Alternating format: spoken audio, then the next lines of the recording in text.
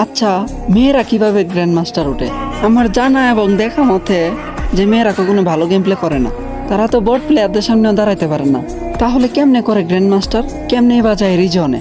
তার মানে তারা প্রো ছেলেদেরকে ডো পার্টনার বানায় কিংবা বয়ফ্রেন্ড, তারপরে তাদেরকে ইউজ কইরা র্যাঙ্ক পুশ করায়। তারপরে কখনো যদি তার সাথে ঝগড়া হয়, তখন রাগের মাথায় এইসব অন্য ছেলের ডো বানায় কিংবা বয়ফ্রেন্ড। আর ছেলেদের মনটাই না কতটা সরল হয়, মেয়েরা মিষ্টি কথা বললেই তাদেরকে টপ আপ দিতে রাজি হয়।